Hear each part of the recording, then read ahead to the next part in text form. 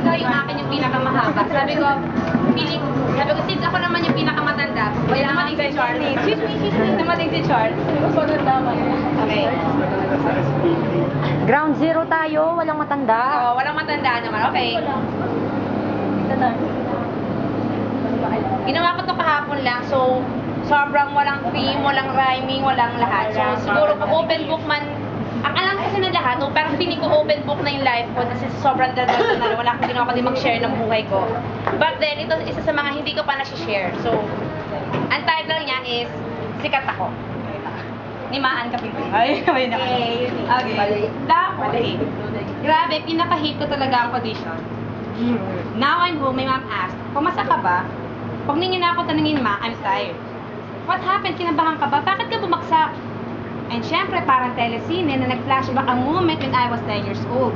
Natalo ako sa declamation contest, I was the defending champion, kaya sobrang iyak ako ng iyak that time. Hiyang-hiya talaga ako. My kuya talked to me and these were his exact words. I feel sad kasi umiiyak ka ngayon, pero mas masaya ako kasi natututo ka ng matalo. Aminin ko na natakot ako sa unang laban mo last year dahil puro champion ka at puro papuri lang ang narinig mo. Dahil pinakamasakit sa lahat ay ang maramdaman mong matalo pag nasa itaas ka na. Bata kapag hindi mo kailangan magmadali pumunta sa itaas. Kaya naman after that sermon ng kuya, I told myself to stop muna performing on stage. I became a volleyball player. Siyempre sa laki ng katawan ko, patin ball agad ako. Grabe, sinisigaw ng lahat ng pangalan mo sa bawat tira ng bola. At sa tuwing pagsubsob mo sa lupa, ay lalo magpipilian ng mga fans. Pero tinigil ko din ang volleyball dahil ang pagmumura ng coach ang pinaka-naririnig ko sa bawat maling tira ko sa bola ko. I was watching my ates play that time. Elementary ako at high school siya. Lahat nagtitilian sa bawat pagkabaw niya after her performance. Pag uwi ng house, grabe, busog ako sa chocolates na regalo ng mga fans niya.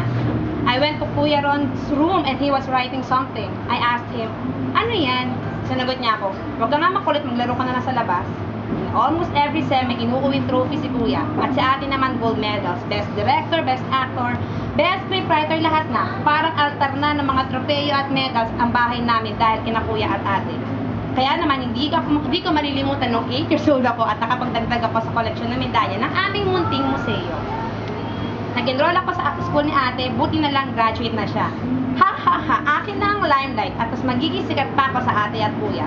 Kaya iyak ako ng iyak na pagpasok pa lang sa Drama Society, baksak na ako. Hindi daw ako marunong umarte kaya hindi ako pwede sa org. Nagmakaawa ako sa moderator, sabi ko, please give me the chance, gusto ko talaga mag-perform sa stage. Sabi ng moderator, sige, pero sa speech club ka na lang. Unfair sa mga nag-audition sa Drama Society na bumagsak ka kasi ikaw ay papasa ko. Sige, gagaling ako sa speech club. Ang aming sabay pagbigkas ay nagustuhan naman ng Drama Fest.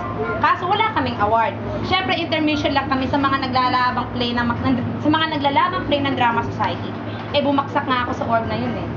Linggo na weekend, nangangailangan ng stage manager at Drama Society. Siyempre, volunteer agad ako. Kahit na hindi ko pa alam kung ano talagang trabaho ng stage manager. Grabe ang mga Drama Society, ang aangas, feeling mga sikat talaga. Kahit nakawala namang kwenta, sinisigaw pa ako nun ng director.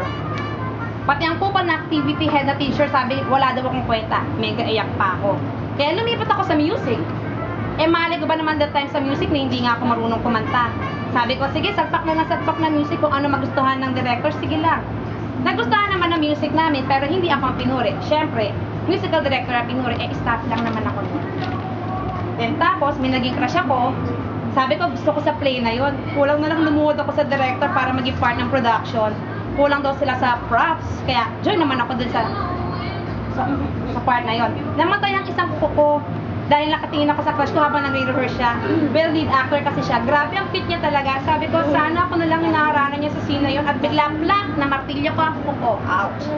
At dahil sa gusto ako magpalapit sa lead actor ng crush ko, nag-volunteer ako na maging costume designer niya. Kaya naman pagdating sa costume niya, ako ang nag-ayos sa kanya pagsuot niya noon. Grabe ang bango-bango niya. At ang mag-take siya sa akin, kulang na lang matunaw ako. After the play, nag-take siya ulit sa akin at palabas namin ng theater, hindi ko na siya nakita. Niyaya na siya ng mga sikat din na friends niya. Siyempre, na-left out na ako. Kaya naiwan na niya ako. Then I realized, isa na ako sa mga fans ngayon. Ano kaya ang feeling na pinagkakaguluhan? Sana balang araw ako din. Sana dumating ang time na mayroon din ma-inspire na sumali ng play because of me.